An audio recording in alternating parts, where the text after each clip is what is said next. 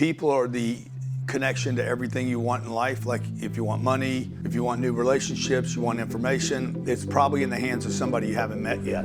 If somebody called me Cole right now, and it's probably a spam call, I'd be like, I gotta take it. Because you never know what's on the other end of it. You're almost better off being in poverty. The people that are in poverty typically have either tapped out, given up, or they're very hungry. That's why so many people come to America and make it here. The middle class is the worst class to be in. And I know because I grew up in it. The entire middle class is built on the concept of I am comfortable, we have made it. When you get to that place where you're like, I've made it, you're not learning anymore, and you're not growing anymore, and you're not meeting new people. The middle class is basically built on a comfort. Well, welcome to America, boys. Thank you, Grant. We're so excited. Great to have you guys here, okay? First time in Miami. How did y'all hook this up? Well, it was an email direct to you. Don't ask me how we got the email address, but we got it. And then you said yes, and then I always say yes. You know, that's the first rule. It's in a book called Sell or Be Sold. Can you flip that book to me right there? So there's just slide it over, and this says in here, man, always say yes. Some of the best things that have happened to me are things that I said yes to without any data. And then a few times I've had to kind of unwind the yes, you know. But well, you're big on people, and saying yes is a lot to do with the network as well. Is that probably one of the main contributors? Like the next person you meet, it could lead to something else. Totally. Like you know, people are the connection to everything you want in life. Like if you want money, if you want new relationships, you want information, it's probably in the hands of somebody you haven't met yet. So I grew up where my dad was, he died when I was 10 years old, but he was very much a people person. He never met a stranger. Like the guy would say hi to everyone. And I've really adapted that in my life in addition to his work ethic. But this guy would never pass somebody he didn't know. And it didn't matter whether the guy was a landscaper, worked in a grocery store, he said hi to everybody, dude. And so I do that today. Like literally, if somebody called me Cole right now and it said on there, this is probably a spam call, I'd be like, I got to take it. Because you never know what's on the other end of it. I love it. Well, just to give you a bit of background. So that's how you guys got here. Yeah. Well, that's it. Basically, you spammed me. We spammed you. We Spammers from Australia. That's it. And but it means a lot to us because we were talking about this morning. So we started this 5.5 years ago.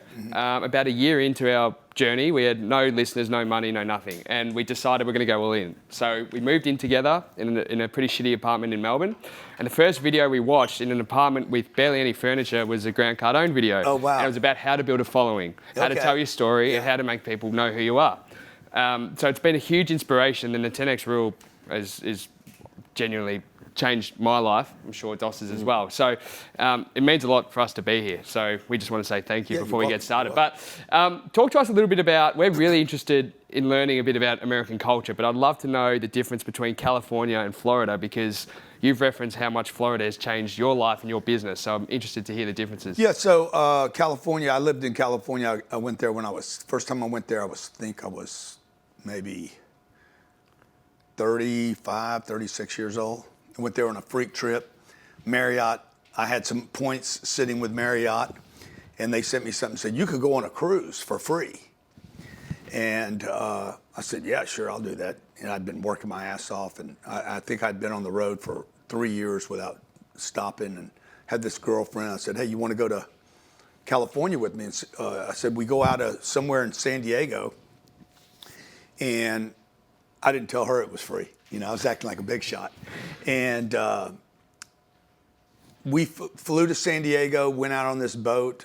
I fell in love with San Diego, dude. It was like, wow. It's like the first time I went to Australia, too. Same, very similar thing. I was like, oh my God, this is unbelievable garden. I've had that exact same feeling in San Diego, too. Yeah, I went to San Diego. I'm like, literally, like, I'm moving here. And I didn't have the money to move there. I didn't know anybody there. I'd never done business there. I'd never taken a penny out of the state of California. Just absolutely fell in love with it. Came back from that trip, which the trip was a bit of a disappointment, but came back and I'd write in my, I was writing all the time. I would journal. And I would start every day with my goals. And it would start with I am, or I live, or I own, or I've accomplished. whatever. These were fantasies. And I'd write, I live in Southern California on the ocean. I have a big house, blah, blah, blah. 3 years later, I went and bought a house in Southern California, dude. Like, it was crazy. It was a dream come true. And then we lived there. I lived in La Jolla, California for 12 years and then moved to Los Angeles for 13. So I lived there 25 years of my life, a third of my life. And about 12 years ago, I started seeing some of the changes happening there. They increased the taxes. They were starting to do dumb shit. They're charging me. I saw my tax bill one year. I was in LA and there was like a 1% tax for funding of mental illnesses. And I'm like, I ain't got a mental illness. Why am I funding mental illnesses that probably are even made up? Like, it was just bullshit. And which we do a lot of in America. We do it better than anybody in the world, by the way. And told my wife, said, hey, we're going to sell the house. We had this unbelievable house in the hills. I'll get you a picture to insert some of this for B-roll. Phenomenal, probably top 10 homes in all of California. And I don't even know how I got it. It was a freaking dream that I got it. Lionel Richie had lived in the house. No way. Before me. And Leonardo DiCaprio, I'm totally dropping names now. Leonardo DiCaprio was my next door neighbor. Okay, I don't mean he was down the street. I mean, like, I look out the window, boom, there's Leo. Him and his mom, or me and his mom would do these crazy things to people that were the fans that would come look at the homes. Jennifer Aniston had lived in this house. Dr. Dre was in front of me. We would see Eminem drive there. Stan Lee, that did Marvel Comics, was in front of me. The guy that wrote all the Elvis hits literally lived right in front of my house. Keanu Reeves lived down like maybe 6 or 8 homes away from me. I saw Keanu one morning at a sushi shop, and I'm like, bro, paint the house any color. And he started laughing at me. I said, bro, just put a color on it, any color. And he painted it black, Matrix black. What's her name? The hottie, Halle Berry, lived down the street. Like, the place was full of celebrities. Yeah. And we had this unbelievable views from Malibu all the way to downtown LA. And I told my wife, I mean, it was a dream house. And I said, we need to leave here. And we need to get the money out of our house. I said, we're going to take all the money out of the house and we're going to buy some apartments in Florida. We bought 1,100 units. And we moved to Miami and became renters to not pay taxes, to get away from kind of the insanity that was starting to happen 13 years ago. And that was one of the best decisions I ever made. It wasn't because Florida, we built a great company here. I could have done it anywhere. If we would have gone to Texas, if I'd have gone to Sydney, I'd have done it. It wouldn't have mattered. Melbourne, I'd have done it. But it was the important thing to your viewer is, to your listener is, like, in life, you're going to have a transition. If you're a ball player, you're going to have a transition. Your career is going to end, and you're going to have to transition to the next thing. Then we're going to find out how much of a real player you are. Because if you can transition, then you'll extend your lifetime. Whatever you're good at, if you're a baseball player, football player, whatever you're doing, dude, you're going to transition. If you're a musician, you're going to transition. And if you can't transition, you were just good for a little while. Like, I've been good for no bragging. I mean, a little bit of bragging. But now you've been good. Dude, I've been good for 40 years. Yeah. I've been transitioning since I was 25 years old. Lots of transitions, many, many transitions. And each one, you know, I find another version of myself, which is, to me, the most important thing a human being can do is the ability to get good at something and then learn how to get really great at it. And then once you get great at it, you master a space. And you're getting a lot of bag and you're making a lot of money and people are starting to, you know, throw you a lot of accolades and edify you.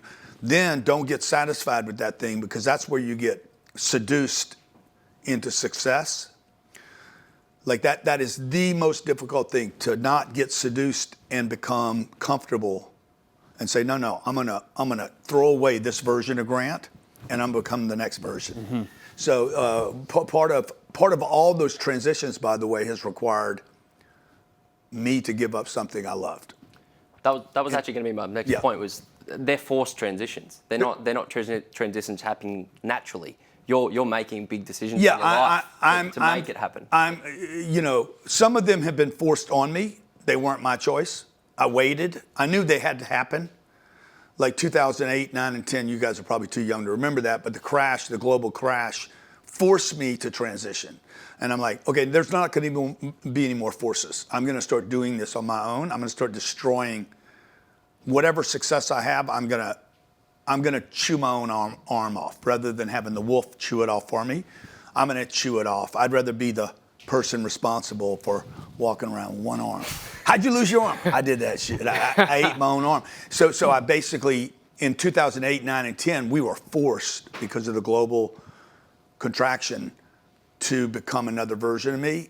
But since then, in the last, I guess, 17 years, we've transitioned 2 other times, and they've been voluntary. Like, okay, I see like we're in a big transition right now. I'm in a massive transition where we're gonna give away something. We gave up something that we had. You always have to give up something you love. You have to. Like, if you guys think you're gonna become another version of yourself, you have to give up that old version. I can't go to that chair and stay in this one. Yeah. I have to become another thing, and I can't hang on. People want to hang on to what they have, and it's kind of like, it's a normal tendency to like, I want to hold on to this. I know it. I am this. I became this. I worked hard to get this. Like money's like that. Yeah. I got some money. I want to hold on to it. It's the biggest mistake you'll make is holding on to the money you have. You want to convert it into new money. I was going to ask, so for a lot of people that you meet and talk to, what separates you in that mindset to them? So pick the number, whether it's $250,000, $500,000, $1 million, $500 million, whatever. Yeah. When people get complacent and say, okay, now I've got enough, and now I want to, you just said, hold on to it, yeah, versus the drive to continually go and go and go. Look, I mean, I know guys at the top of the food chain, dude, like that are doing the same thing they were doing 15 years ago. Yeah.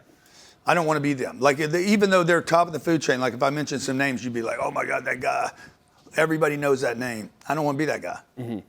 Okay, that guy is doing the same thing over and over and over and over and over again, and I know what that feels like. It's terrible, dude. Yeah. It's terrible. You're not feeling the adventure of newness. You're not discovering being uncomfortable again. So will you be president one day? No, I won't do that. I probably won't do that. But it'd be cool. Yeah. It'd be fun. The adventure would be unbelievable. Yeah. But I don't think I'll do that. Yeah, I don't think it's on my, track to do that. But who knows, man? Who knows? I mean, I might wake up one day and say, hey, I'm gonna go for it.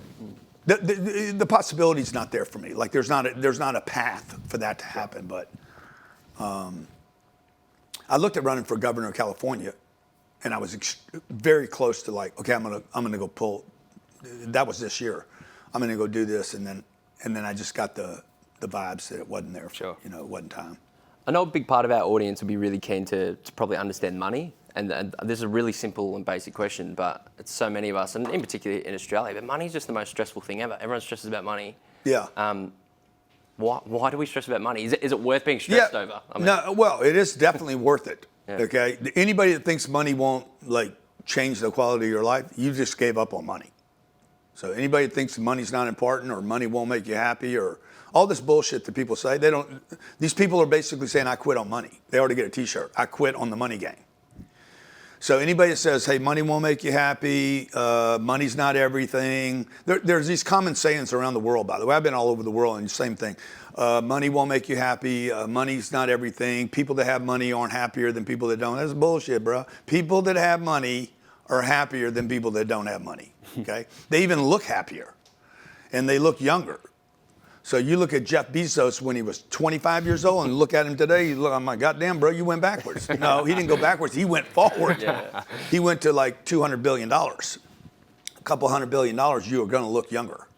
You cannot find a billionaire that's ugly, as Jay-Z says. Ain't no ugly billionaires. So, and I'm not saying that money's the cure-all, end-all.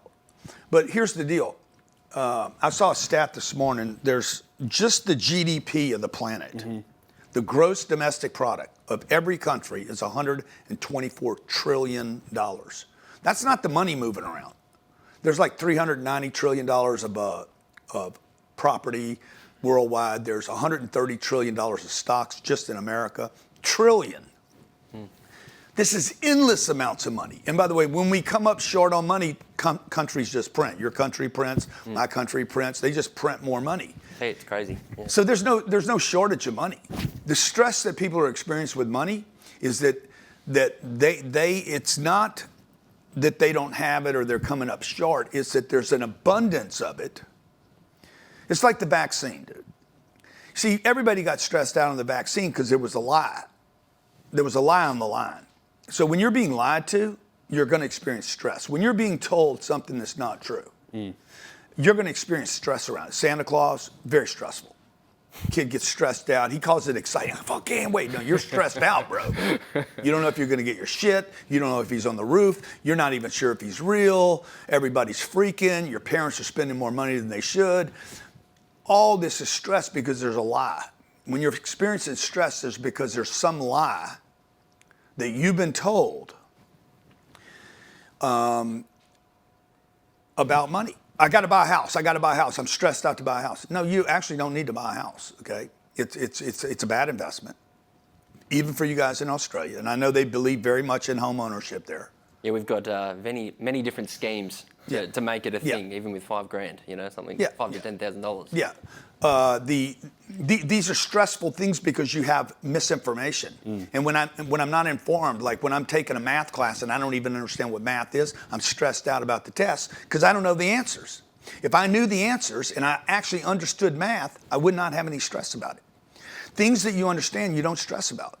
If you've done it 10,000 times, you know how to do a four square or whatever the dance is, or you know how to do a song, or a song comes on, or you got to sing the lines, or you got to do that, what's that thing called when you sing in front of other people? Karaoke. Yeah, dude, if you're good, and you're not stressful. But you see, I'm going to be stressed out because because anything you don't understand, you're going to be stressed out on. And that's the money game. And I think the first thing that people need to understand about money is, one, you got to decide you want it. You know, two, you got to start understanding there is so much money on the planet. It's unbelievable. There's more money. Like if just 10% of the population, just 10% of planet Earth, if you were in the top 10%, 80 million people, if you could, like I'm going to be one of the top 80 million people on the planet in behavior, thinking, training, education, understanding. If I was just one of 80 million, you would have $1.5 million. If you just split up the GDP. Mm-hmm. If you split up all the money in the universe, you'd be a billionaire if you were just one of the top, not maybe a billionaire, but you'd be worth tens of millions, hundreds of millions of dollars just if you change your thinking. So talk to us a little bit about the trap of the middle class, so to speak, and this whole that's this group. Yeah. This group of people, this mass, you know, if there's 8 billion people on the planet, let's say, it's not like this, but let's say a third of that is poverty. That'd be 2 billion people, 2.5 billion people. I don't think it's that high, actually. And then there's a top 10%, let's say that's 80 million people, and then there's the rest, the middle. The middle is the big, that's 60% of population Earth. Mm-hmm. That's the group you don't want to be in. You're almost better off being in poverty. The people that are in poverty typically have either tapped out, given up, or they're very hungry. That's why so many people come to America and make it here. Yeah. They come here with nothing, don't understand the language, don't know anybody, don't have a home, walked in with a cell phone, boom, and they come here and become a millionaire. I mean, this is the country to be in. I think we have 32 million millionaire families in this country. There's only 55 million. I think there's only 2 million families in Australia or something. I think I saw that stat on your profile. You have a low population, right? You have a monster landmass and a low population, and look, the more examples you have around you, the better off you are. Yeah. So I just went to El Salvador. Like it's poverty everywhere. The average person makes $4,500. So they're not going to meet a lot of money there. If you don't, you got to see it. I have to see it. That's the beauty of Instagram, because I can now see the plane and I can see the yacht. I could see it. It used to be for me when I was growing up, you had to see you had to go to get a magazine to see big houses. You had to be a subscriber of that magazine, or a yacht. You had to be a subscriber. Today, dude, like you can see it. If you can see it, you can have it. And so the trick is, you got to change your mind. The middle class is the middle, and they're bragging about it. I'm in the middle class, and man, we got 2 cars, and we send our kids to schools. This is the trap class. The middle class is the worst class to be in. And I know because I grew up in it. Because the mindset there is comfort. The entire middle class is built on the concept of, I am comfortable, we have made it. This is what I was talking about earlier. When you get to that place where you're like, I've made it, you're not learning anymore, and you're not growing anymore, and you're not meeting new people. The middle class is basically built on a comfort. I know you, you know me, I know what you like, I know your stories. It's very boring, it's very predictable. We're gonna go eat, we're gonna go to a barbecue with our friends this weekend. I've known my friends their whole life. Dude, I don't have any friends from my old life. Everybody I'm meeting's new. And so it's new adventures, right? And I'm learning new stuff. And so that's where I think that's where the froth is, where you're trying to you're always pushing to something else that you're not comfortable with. Would you say the middle class are probably almost the most people, or the people that overconsume the most as well? Like I've heard you say about social media, like we get told social media is bad for us, you know, all the time. It's so bad for us, but it's bad for the consumer, but for the creator, it's brilliant. Yeah, it's not bad for me. Yeah. You know, it's not bad for me. I mean, I can make access with people. I mean, I can see what Michael Saylor's doing today. He's the largest Bitcoin holder in the world. He's going to be in my offices today. I reached him here. So, you know, I don't, is it bad for you? I guess. I mean, maybe it's bad for you. It's not bad for me. Yeah. I got 20 million followers online. I serve a lot of people. My TikTok is not a bad TikTok. My TikTok, I'm not doing OnlyFans, dude. I'm delivering people money, data, real estate information, showing people possibility. You know, I'm using that distribution channel to encourage people that I won't even know. I didn't know you dudes. You guys then used something. You saw me somewhere. Boom, we made a connection. You hit me with an email. I said, yes, you're here today. And now we're doing something. Now, I don't know if anything else comes out of this, you know, other than that, but maybe somebody's watching this right now and they're like, hey, I saw Grant on your show. And that becomes a connection, you know. But there is a lot of, what's the word, nasty shit on social media. But so is the same in the whole world. I mean, you know, what are you looking for? Yeah. Falls back into that trap we're talking about. See, it's very similar. Like you've got the creators at the top, and then you've got this whole consumer population, which is good for all of us that are here making content. One thing we love hearing you talk about is your parenting and homeschooling your kids and your whole philosophy around that. Can you talk to us a little bit more about those decisions and probably maybe the school system and if you had your way, what should be taught versus what's being taught? Oh, yeah. So, I'm not giving parenting advice right now. We have 2 kids. We homeschool our kids. It's one of the best decisions I ever made. My wife and I got together and said, look, we want the kids here. We were actually going to go do a 19-country tour, and Australia was one of them. And I went to take the kids out of school, and they're like, they can't be gone that long. I said, well, they're not your kids, they're my kids. And they're like, yeah, but you're breaking the law if you take them out. And I said, well, how about I just take them out forever? How about that? Okay. And so we took them out of the school system. This is way before COVID because it's becoming, I think there's 50 million people now being homeschooled in America or around the world, I'm not sure. It's becoming a thing now because of COVID. We took them out, I guess they're 14, 15, 16, 10 years ago. And we homeschool them at the house. We were worried about it. I'm like, am I going to be able to teach them math? No, actually I'm not. I'm going to teach them money. And somebody else is going to teach them math. This is before AI too, so it's going to get easier and easier to homeschool your kids. It's cheaper. So all you guys that think, oh, it's going to be expensive to homeschool the kids, it's not difficult at all.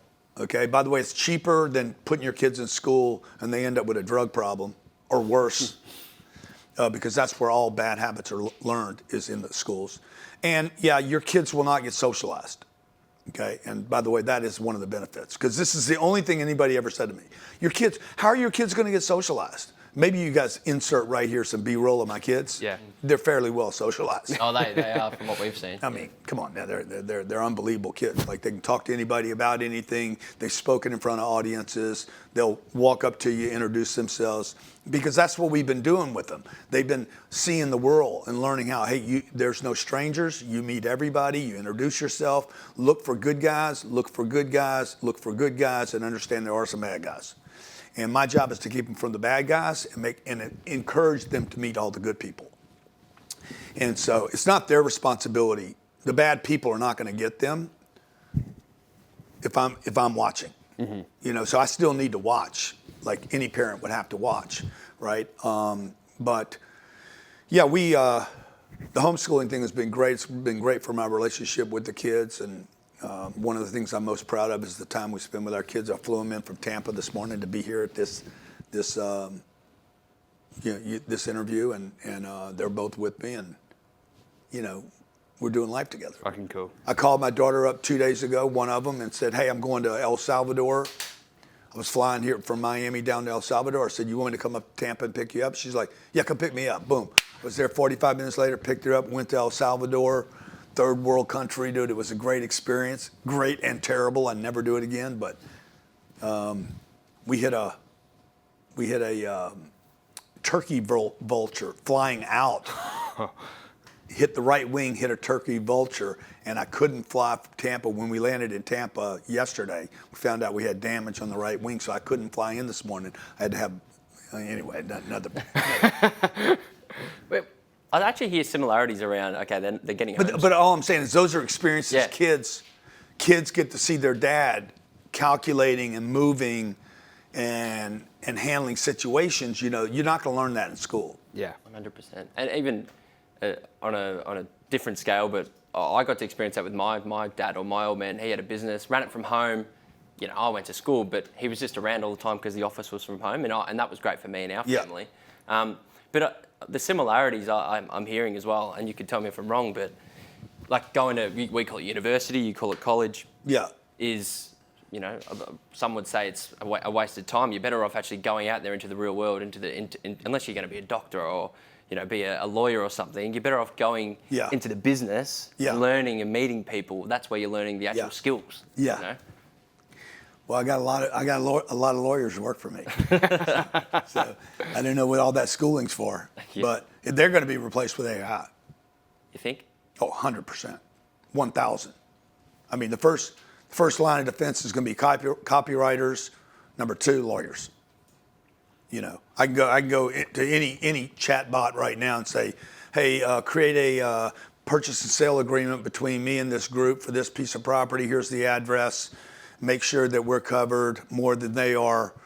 Knock off every purchase and sale agreement that Blackstone did, Starwood did, any major institution. Boom, I'm gonna have it 3 minutes later. I would normally pay $25,000 to $50,000 for that. Yeah, we saved 10 grand on visas through not going through a lawyer, through AI. Like just to get here to do this. So the old story was, oh, you have to go to college if you're a doctor or a lawyer. Yeah, probably not in the future.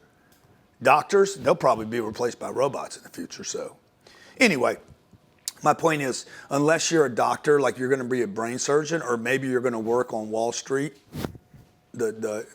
you know, those guys probably still want somebody that went to Harvard, Yale, or MIT, or one of the big schools, just because of the connections. Mm-hmm. They're going to hire, John Gray at Blackstone's going to hire his, you know, nephew that went to Harvard.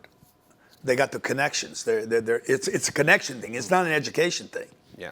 They'll probably want to know about the grades, but look, I can tell you, I bought $5 billion worth of real estate. We've sold a couple $1 billion worth of products over the internet. I've worked with some of the largest companies in the world. I just bought a plane from Bombardier, $70 million plane. Nobody ever asked me about my college degree. Yeah. I borrowed $2 billion, just got a $70 million loan. I've never, ever been asked by a bank, what's your education level? Not one time. Nobody's ever asked me what my grades were, what I learned there. Nothing, man. They asked me for a schedule of my assets for you ball players.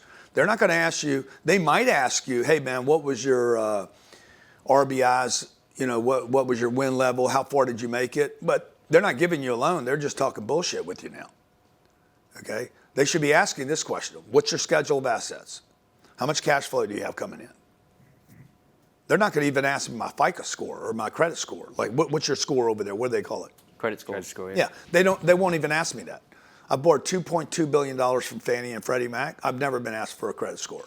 I've been asked one question. Show me your schedule of assets. Mm-hmm. And they don't even teach that at school. I spent 17 years in schools. I spent 5 years to get an accounting degree. Schedule of assets was not even taught there. Yeah, we didn't learn nothing about anything to do with money at school. You learned how to drink. Yeah, we did. He did more than I did. Yeah.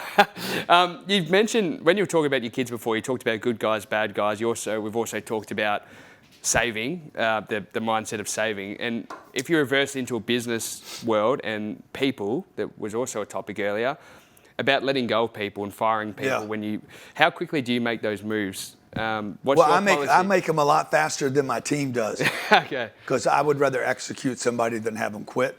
Yep. Makes me feel better. I had a guy walk in my office about 4 years ago and said, no, you ain't quitting, bro. I'm firing your ass. The room's got very cold in here by the whole production team. No, I'm joking. but look, you know when somebody's leaving. Like it's not a, you're going to see their stats go down. Like stats when a person's, let's say a person's making calls, or sending out mail, or whatever it is they're doing, whatever it is they're doing every day, they're writing copy. The amount of copy, the amount of calls, or the amount of emails or mail being sent out will go down over time because they're leaving. They decided in January they were going to leave, but they don't leave until April. Yeah. Nobody quits when they decided to quit. They quit mentally. They check out on the job. They'll start showing up late, leaving early, doing less of whatever they're doing. The output will go down because they've already checked out. So they're not trying to get the number up. They're trying to leave. The problem is they don't have the courage to leave. So the executive should see those numbers going down, confront it, stop it. So January, February, March, April, then they leave. They should have been executed in February or corrected. Love it.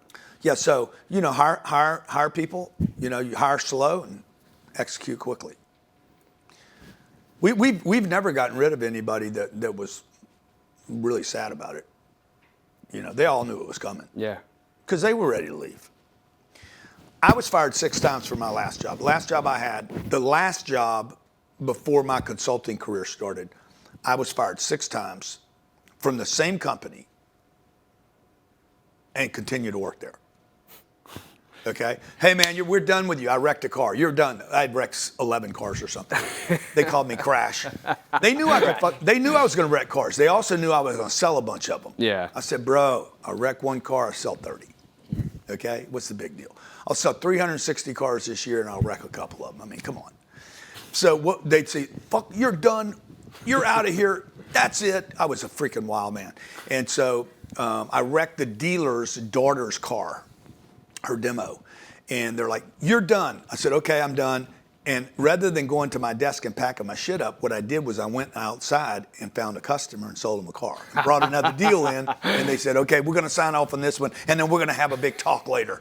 And then, of course, they said, okay, no, don't wreck any more cars. That's so funny.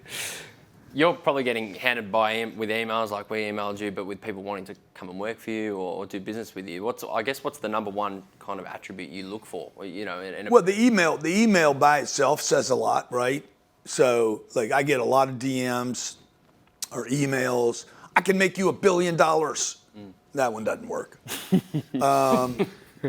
I've been talking to your office and they won't respond to my emails, and that ain't gonna work. Like, definitely don't do any complaining. Hey, I want to borrow some money. That doesn't work. I'm just going to tell you the ones that don't work. Man, I've been looking for work for 4 months. Nobody will hire me. I'm in dire straits. I got problems. I'm like, that ain't going to work, bro. Like, none of that's going to work. You got to figure out, okay, how do you construct something? I'm not going to hire you. We have 1,500 employees. I have 230 here. I got 230, maybe 300 in Scottsdale now. We got another 1,000 in the real estate. I'm not going to be the person to hire you. Now, I can influence, So it's like, how do you make that email that would cause me to want to turn you over to somebody else? I don't know if I have the answer to it, but I know I would do, if it was me, I'd get the job. If I was trying to get a job here, I would get the job. Because I would send the email, I would close the distance. Anytime there's a target, the closer I get to this target, okay, I might not be able to hit this from 300 yards away, but I can hit it from here. So I can hit it, I know, but the closer, I want to close the target. So once I've identified the target, with the person that's looking for a job, they should identify the target, not the industry. The target is a person. You're going to go work for a person, not a company. So you want to work for a person, not a company. I don't want to work at Facebook. I want to target the guy I want to work for at Facebook. Who's that guy that I want to work with? Because that's who I'm going to learn from. Yeah. So then what I want to do is I want to make contact, and then I want to close the target. If I wanted a yacht, I'd say, okay, what yacht? Let's do some research on yachts. Okay, now I need to close the distance between me and that yacht. Yep. In my mind, and then physically close it. Get closer to it, get on it. Maybe I can't buy it. Okay, I can't buy it yet. I could work on it. I could get paid to be on the damn 375-foot Fed ship, this 4,000 tons. You know, I could literally work on the boat. So maybe I can't buy it yet, but I can close the distance. So, you know, like I wanted to be a baseball player, but I couldn't make it, right? But that doesn't mean I should give up on baseball. It means I should get a good seat in the arena to watch the game. So I want to close the distance between me and the target. If it's a job I'm trying to get, I just want to close the distance. Hey, Mr. Cardone, I'm not a hard guy to find. You guys found me. We found you. Yeah. We learned. Came here. Yeah. Well, we learned to pitch. We learned to pitch from you. So there must have been something in that email. Future of real estate. Talk to us about living standards, how it's all changing, what people kind of looking for in the next 10 to 15 years. Where should we put our money? Well, I wouldn't. I wouldn't put it in a home, if that's what you're talking about. I know you guys love your homes over there, man. No, we want to be here. Well, it is good to hear. I like hearing that message over and over again because it's something that in Australia we don't hear it enough. Yeah. I mean, everybody. I know you guys follow a lot of what we do here, and here in America, they very much believe in the single family home. I own my home. You don't own your home here. You really don't own anything. I mean, I own this building here, but do I really own it? I mean, I got to take care of it. I got to keep it up. You know, I got to pay property taxes here just like you do over there. Probably have to support some debt here. So if I can't support the debt and I can't pay the property taxes, we're going to find out I don't actually own it. The state's going to come take it away from me. So, now that being said, people need to live someplace, and they will always need to live someplace. And a great investment would be owning property that you could provide to other people affordably, that could pay you to pay for your real estate. So I want to own the real estate and have somebody else pay for it. And that's other people's money. I mean, it's a concept that's been around a long time. And we own 14,000 apartments here in America, about 500,000 square feet, maybe more than that, 500,000 square feet of office buildings that are full.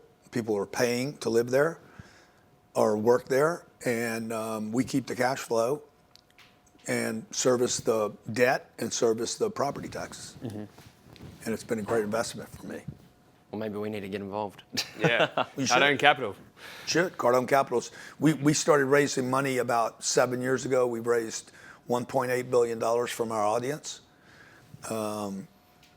And our audience now is not just a customer buying a product from me, but that audience is now a partner with me in a project. So there's nothing stickier. I could sell somebody a book, they might read it. 83% of the people buy a book, don't even finish it. Or I could say, hey, rather than buying the book, I'll give you the book once you invest in my project. Mm-hmm. We'll be partners. Put $1 million in a project, I'm going to pay you every month. Yesterday we sent out $7.2 million to our investors. That was a low month, by the way. We normally send around $8 million out. And every month they're getting a check. So that's much stickier than somebody buying a book. Yeah. And how long do people typically sit in that for? Is it 5 years? We have the fund. The fund is a 10-year life. 10-year, okay. Okay, a 5-year fund. Anybody that pitches you somewhere between a 3-year and a 5-year fund, I would stay away from. Okay. Because that guy cannot predict in 3 to 5 years what the economy is going to be like, and you don't want to lose money. So if I say, hey, 3 years, you're going to get your money back. What if the economy is terrible in 3 years? You can't predict that. So we have a 10-year fund because I don't want to lose money. So we buy best-in-class real estate, phenomenal. I mean, best location you can buy, best asset you can purchase. And we want to own that asset until we can double or triple our money. And if that takes 3 years, 7 years, 10 years, or 12 years, it takes what it takes. Yep. So we're true partners with our investors in that deal. Love it. What are your thoughts on like diversification across investments? So if it's property, if it's in Australia, we call them stocks. Yeah. Or Bitcoin's obviously something you're involved with now Yeah. too. You know, is diversification a great approach, or are you better off going all in on one? Well, I mean, diversification's good. You know, it's good for dummies. It's not good if you want to get rich. So there's your clickbait right there. Yeah. You know, if you look, the wealthiest people in the world do not diversify. The wealthiest, most successful people on planet are Jeff Bezos, Elon Musk, Steve Jobs, Warren Buffett. Warren Buffett started with one stock. He could not own any more of that stock. I think it was Geico was his first big deal. He couldn't own any more. The federal government wouldn't let him buy anymore. He'd maxed out. There's positions where you can only get, I think it's just under 10% in this country, and you can't take a bigger position as an investor. And so he had so much wealth, he had to go make another investment. He didn't do it because he was diversifying. He was doing it because he was tapped out. Elon Musk owns 5 stocks. He happens to run those 5 companies. He has no other investments. Mike Saylor, that's going to come in here today, owns 5. They're all his companies. He owns a software company and a bunch of Bitcoin. He is completely concentrated. So there's an old adage, you know, don't put all your eggs in one basket. That's actually not a true. It's a bullshit phrase. The wealthy believed put all your eggs in one basket and watch that fucking basket. Make sure that basket is the right basket. So lazy people diversify. They'll give their money. I'm sure you guys. What do you call your retirement accounts? Super funds. Super funds. It's bullshit, dude. Yeah. It's making the super fund rich. It's not making you rich. Merrill Lynch, Fidelity, Vanguard. These are all, they take $100,000. If I send $100,000 to your super fund, I'll guarantee you they're going to split it up between 100 investments. That means you will have $1,000 in each investment. NVIDIA could have been one of them. It was the only one that worked out of the whole bunch, by the way. So the $1,000 in NVIDIA went up 15 times, so you made 15 grand, but the other 99 were shit.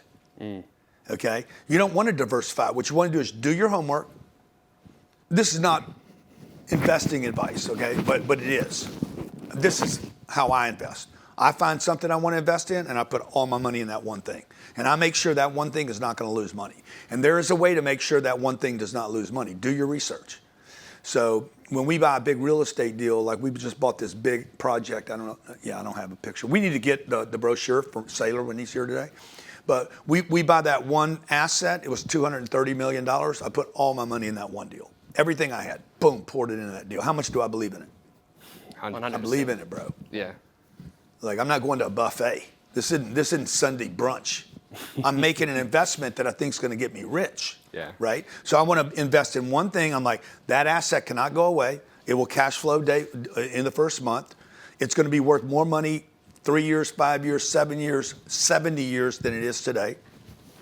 And that's how I want to make an investment, right? If I'm investing in AI, or I'm going to pick the best AI company, the guy on the biggest, the bestest, the one with the most profits, and I'm going to buy it.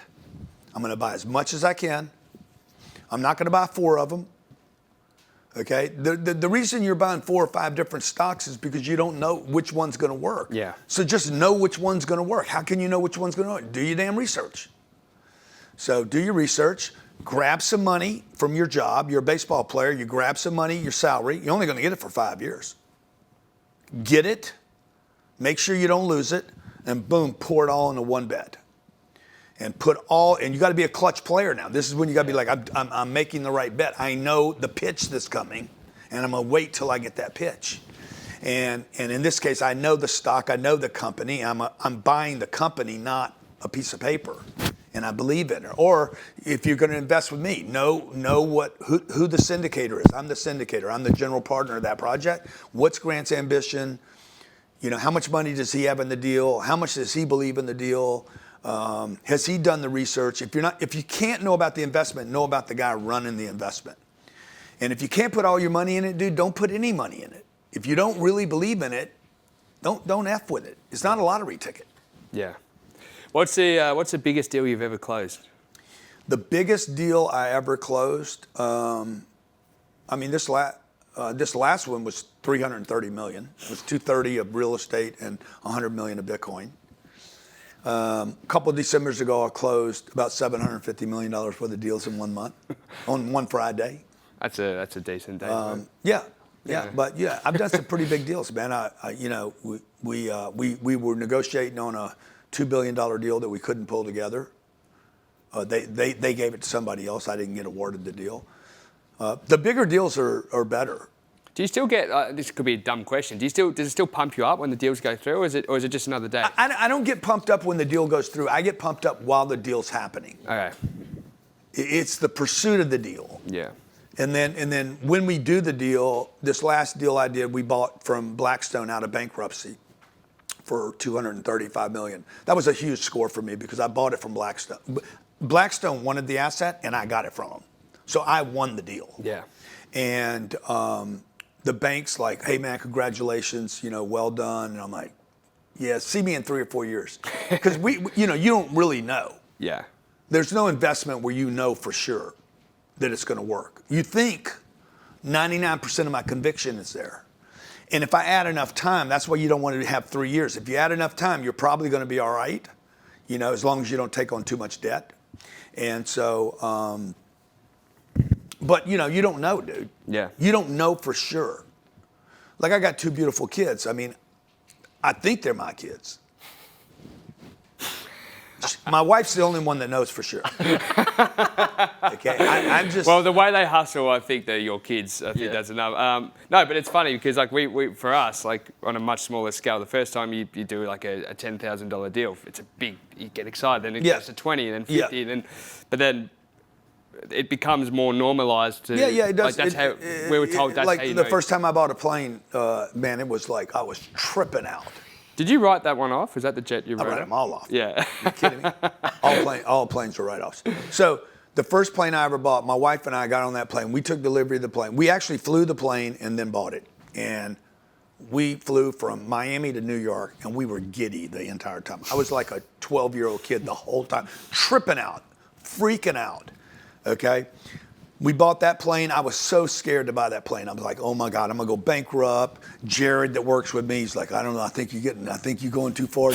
We ain't making that kind of money yet. We ain't making private jet money, right? And we didn't know if you never know if it's gonna last. You don't know when your career's gonna be over, right? So, unless you're gonna keep creating on it. And so we bought that plane, and 3 months later I had paid for it because I was so scared. Fear's good. Because I'm like, I got to hustle now, dude. I got this obligation. I got to pay for this thing. I got this new thing we added. It takes a lot of fuel. I got 2 pilots. I got hangars. I got all this bullshit. I shouldn't have done this. I'm like, somebody's going to pay for this plane. And so I hustled my ass off. 3 months later, we paid for the plane. I'm like, fuck, that was easy. So we bought another plane about 1.5 years later, and that was a Gulfstream 550. I'll give you the footage and all this stuff. Awesome. Oh, yeah. And we took delivery of that thing. That was the first one was $8 million. The second plane was $51 million. And it was a different level, dude. Plane comes in, we meet it at the airport. I'm like, oh my God, what have I done now? This is insane. My wife's like, you can do it. It's gonna be fun. I'm like, yeah, but I got to do the work to pay for this thing, right? That thing came in. I was like, oh my God, I can't believe this. I was tripping out. We kept that plane for 2 years, sold it, bought a 650, a Gulfstream 650. I didn't even go look at it. This is what happens. The normalization. I called Ryan. I said, Ryan, I found this 650. A Russian guy owns it. I think he's an oligarch, probably connected to Putin. Fly to Switzerland, go see the plane, video it. If it is what I think it is, have it sent to the United States. We're going to buy it. It came in. We met it at the airport, but it was not the same like trippy rippy, right? Yeah. We kept that plane for 3 years, sold it for what I paid for it after almost 4 years of ownership. And I mean, this is the normalization, okay? Like, this is a true story. This year, April, you have April Fools? Yeah. April 1st, 2025, I did an April Fool's post on Instagram. I have to sell my plane. I got to sell it. I must sell. I'm having financial difficulties. I have this opportunity. I need to liquidate my plane. It happens. I just want to get in front of this story, tell the whole world I'm selling my plane because I have to. It was really a long story, right? And at the bottom says happy April Fool's Day. Yeah. Happy April Fool's Day, right? I got 3 phone calls. No way. Sold the plane to Merck. I got you. They paid $54.1 million. That's what I paid for the plane 4 years ago. They overpaid for the plane by probably $10 million. Maybe they're taking their own medication. And sold it. It was a joke, dude. The plane wasn't for sale, but the offer was so good. I'm like, okay, I'll sell it. April Fools, you know. So and then we just replaced it with a Bombardier 7500, brand new plane, 116 hours or something on the plane, 4 cabins, unbelievable. Dude, I didn't even take delivery of the plane. We closed the deal. They bring it to the airport. I didn't even go see it. I waited like 2 weeks until I got on it. So the normalization thing is a real thing. Long way from knocking on doors. Yeah, dude. Like, it's incredible. I didn't fly a commercial plane until I was 25 years old. I'd never traveled anywhere. I had never been on a private plane in my life. I never even considered it. I never thought about, I'd see a Mark Cuban or somebody talk about a plane, or I never ever considered that I would be in a position to buy a plane, much less 4 of them. Fucking so cool. Yeah.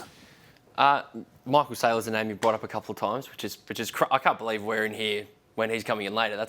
That's crazy. But your brother's obviously into crypto and Bitcoin as well, and the fact that you're involved in a capacity, it must mean there's something happening with Bitcoin in particular when Grant Cardone's name's getting involved. I know it's a bit of a different.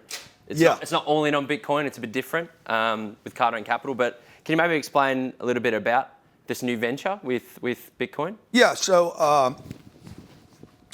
I'm always looking for a way to increase the returns to our investors and my family on our real estate. Real estate's a very heavy asset class. It's very difficult to make it do something more than it can do. Like, you can't make it do something. And I started studying and looking into Bitcoin as a reserve currency and as a way to defeat or compete with inflation and printing of fiat money. And in January of this year, we experimented with a project that we bought in Daytona, Florida, just about 3 hours from here. The project was $88 million.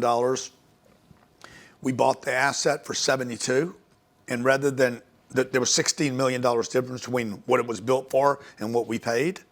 Rather than just paying the lower price, we paid the 72 and then added $15 million worth of Bitcoin to it. And I said, I'm gonna experiment with this project, see how the two of these blend together. It made sense to me because one's liquid, very liquid. Bitcoin's very liquid. The real estate's very illiquid. The real estate cash flows. The Bitcoin doesn't. The real estate comes with a great tax write-off. The Bitcoin has none. The Bitcoin is extremely volatile, goes up and down. Today it's at $96,000 today. The real estate's very stable. It just does this the whole time, right? Sometimes it goes flat. Maybe it even goes down a little bit, but it still cash flows. And then over time, 3 years, 5 years, 7 years, the rents are going to grow. And when the rents grow, the real estate goes up in value. But it's very slow and predictable. It's just constant. The Bitcoin's this. So it's like putting, it's like putting this very freaky combination. Yeah, it's a yin yang thing, right? So we put the two together. It was our best performing real estate asset out of 45 projects. We've since added 5 of those. The first one was 85% real estate, 15% Bitcoin, just a little bit. This last project we did was $230 million. We paid for the asset, and then we added $100 million to that purchase. So a third of the purchase is Bitcoin. And much bigger. We're going to take this company, we're going to build a large real estate Bitcoin hybrid model that's never been done before at scale. It's never been done and never been done at scale. We're going to build the largest real estate Bitcoin fund in the world and take it public. Yeah, wow. So that's in play right now. So this goes back to that earlier thing about the transitioning. I could have just stayed with my real estate. Real estate's great. We got $5 billion of it. We have $2 billion of debt. We have $3 billion of equity. We cash flow $80 to $100 million a year, every year. Just bang, bang. Could have just stayed with that, dude. You know, why not just do your thing, bro? Private. Got a bunch of investors that are friendly. We pay them every month, $7 or $8 million a month. Everybody's happy. But no, why do that? Why stay happy, dude? Like, let's figure out a different thing to build. So we're literally, I'm not just doing this now for the investors. We're going to disrupt an entire industry. And who knows, maybe we'll bring it to Australia, dude. Let's do it. Bring the model over there. It's a transition. You mentioned it's another transition. At the start, It's another transition. And you've talked a lot about, money sitting in the bank. It's no good just sitting in the bank in your savings account. Potentially it's better just in Bitcoin, I guess. Yeah, well, I mean, when Bitcoin goes down like this, what we do is we use the cash flow, with the $7 million that comes in every month, we're going to use the cash flow to buy more Bitcoin. So if the Bitcoin goes down, we just buy more. We're not sellers of it anyway. We're going to keep it for long periods of time. Store of value. It's a store of value. Yeah. So is the real estate. Yeah. Whatever denomination you want to put it in, this is U.S. dollars. I mean, yours is Australian. Yeah. Y'all print money there too? Yeah, yeah, lots of it. Not that they like cash there. Huh? They don't even like it. No, trying to get rid of it. Yeah. Yeah. So all I'm doing is, I've been doing this since I was 28 years old. You give me $320, I'm gonna take the 320. I gave you some service. You bought something you liked. You gave me the 320. I'm gonna take the 320 and put it in a piece of real estate. That's what I've been doing and I'm broke. I don't have any money now. I got to go hustle. I go sell something, sell a product, a service, a book, a link, some intelligence, coaching, an event, something. I added some value. You paid me for it. 99% of the people liked it. 1% don't. I give them their money back. Fuck you. Boom, boom. Let's go. You go your separate way. I go my own. You be you. I'll be me. I'm a 10X. You go be 1X. Okay? So I go do my deal, give them his money back. 99% of the people are happy. I take the money they gave me. It wasn't their money. This was somebody else's money anyway. Everybody's doing the other people's money game. People are like, I don't want to raise money from other people. Bro, you're raising money from other people when you get a job. Yeah. When you get a job and you go wash dishes and they give you money, that's other people's money. The job is to take other people's money, okay? You don't make money. The government made the money. They make the money. You went and had a job. You got some money for content. You had 320. I traded something of value to you. You give me the 320. I take the 320 or 320,000 or the 32 million, whatever the number is. I take the money that I accumulated and I go put it in a better asset. So what I'm trying to do is upgrade from this to that. Yeah. Okay, because that's not going away.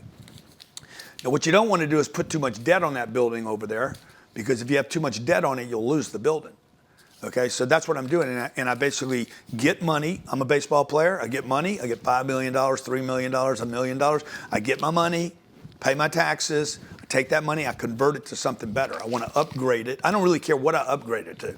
It's garbage anyway. So I upgrade it, get rid of the cash. I'm back to zero. Now I got to go hustle again. And I don't have any money, so I got to hustle, because what I'm trying to do is, that's where I get my hustle from, by the way. I'm getting my hustle because that's really what I want. I want real assets. I want to convert my time to something physical and real. And when I was doing the hustle, in my early years, up until 13 or 14 years ago, Bitcoin did not exist. You didn't have money sitting on the internet. On a blockchain. Yeah. Yeah, on the blockchain. So on the internet, money didn't sit there. money sat in a credit card, money sat, you had to go to the bank, you had to do a wire, you had to get cash, whatever, right? But we're transitioning, Visa, MasterCard, we're transitioning anyway. Most people are transacting with a credit card today. Yeah. Some people are not even transacting with a credit card. Now you're transacting with your phone. So this is where we're going. It's clear, that we won't be trading this. America just got rid of the penny yesterday. Really? Yeah, I don't know why they didn't get rid of the penny, the nickel, the dime, and the quarter ones. Because nobody wants them. Yeah. And I still can't even work out which one's which. So. Yeah. So my job is I'm gonna collect fiat, and then what I'm gonna do is I'm gonna convert the fiat. I don't want to save this because you can't. This is why people get so stressed out. I can't save money. Yeah, bro, it's impossible. The bank should not even be able to use the word. It's impossible to save money anywhere. You can take it and you can put it in an account and it can earn 3 or 4%. You're not saving money because you're being inflated on at 8 or 9 and you're trying to save at 5, you're losing 4. You're losing money. There is no such thing as saving money. It's impossible. So what you can do though is convert. You convert the fiat. What you want to do is convert the fiat to something real. And that could be shares in NVIDIA. It could be shares in this project. It could be Bitcoin. I don't want, I need to know what I'm doing. And the reason we're doing the real estate and the Bitcoin is to build a new machine. Now, I'm not trying to diversify. Like somebody said, oh, you're diversifying out of your real estate. No, bro, I'm building another beast. Yeah. Okay? It'd be like they did a movie about Superman. And then they did a movie about who's another character? Batman. Going DOS, yeah. Batman. And then there some guys watching Superman. He went and paid $8 or $38 for Superman. Then he paid $38 for Batman. And some guy's sitting around thinking, what can we do next? And somebody's like, fuck, why don't we put Superman and Batman together and throw in the Catwoman and Wonder Woman? Fuck it, we'll call it the Avengers, and more people will come. And so that's what we're doing. We're not diversifying. We're basically building another movie called Real Estate, Bitcoin, Hybrid, fuse the two together, and there's going to be a monster. It's literally going to be an industry, a cottage industry. You have REITs there, right, in Australia? You have what? Real Estate Investment Trust? I don't think we No? do. Okay. Well, it's not talked about much. Yeah, Yeah, they're massive here. I'm sure you have some version we of it. probably would. Yeah. Yeah. Well, it's something different. Yeah. Maybe. Yeah. Tell you what, I've been fired up listening to this man I know. on the other side of the world that many times. It's 10x when you're right next to him. It's been insane. And Grant, thank you so much for your time so far. You've been very generous. Before we let you go, though, we do need to do a quick segment on behalf of one of our friends and partners, CoinSpot. Now, CoinSpot in Australia is the number one place to buy, trade, sell crypto, isn't it? Crypto and Bitcoin. Yeah. Bitcoin as well. You can get involved for as little as $1 as well. So if you think you missed a Bitcoin boat and you want to put something in, you can get started for as little as $1. So we need to say a big thank you to CoinSpot. And for this segment, they want us to do like a bit of a. It's called On the Spot. It's a bit like Who Wants to Be a Millionaire. So although we can't censor Nobody. Who Wants to Be a Billionaire? Yeah, that should be the name. But what it's going to be, Grant, is in post-production. The listeners and viewers now, you'll hear the sounds come in now. But Dos, you got a question, a multiple choice question. So this is just a multiple choice question, Grant. So if someone listening right now only has $10,000 in the bank, what's the smartest move they should make? A, put it all towards their first home deposit. B, invest it across multiple ETFs. C, invest it in yourself, so going to C. D, keep it in the bank. C. C. You don't have any money. So 10,000 is no money. You don't quit telling yourself you got money. The best investment you'll ever make is in you. Nobody can grab it. They can't tax it. Nobody can steal it from you. The single best investment, better than Bitcoin, better than real estate, better than a vacation, certainly better than the bank. Invest the money in yourself. Go to a workshop, a seminar, get a coach, anything. And by the way, if it doesn't work, it's still a better investment than anything else you would have done, including the Bitcoin. Because if the Bitcoin goes up, let's say you bought $10,000 worth of Bitcoin at 10x's, you got 100 grand, you still don't trust you. So you're going to fuck it up. You're going to fuck the 100 up because you still haven't improved you. The best money I've ever spent in my life, okay, I've made billions of dollars, was the money I spent on me. Love it. Love it.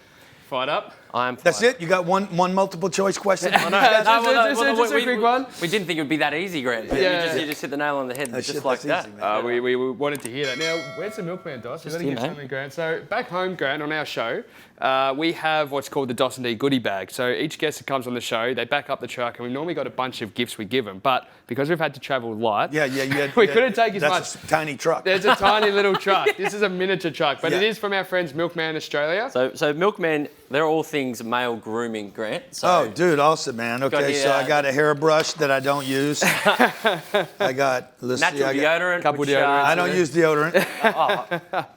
No nasties in the deodorant. You got to make Let's that see. clear. Oh, another deodorant. I don't use that either, dude. Let's see. What is this? That's hair powder. Yeah, I don't use that either. What do you use? Like a wax? The bag. Oh, You use the bag. You guys keep this stuff, and I'm going to keep the bag. Okay, I'll figure out something to do Sorry, with it. Milkman. No, We'll make use of it. We'll find somebody that wants this, man. There's plenty of people that need brushes and deodorant in America. Well, we do need to say a big thank you to Milkman Australia for all things male grooming. Thank you, Milkman. We head to milkmanaustralia.com. Use the code dos&d. You get 20% off for all your male grooming accessories, Dos. Yeah, all your needs. But Grant, we want to say a massive thank you to be here for us in Miami. Although it's your every day for us. It was 6 months in the making to make this work to get here today. Man. So it was well done. We really appreciate it. Thank you so much. Thanks, guys.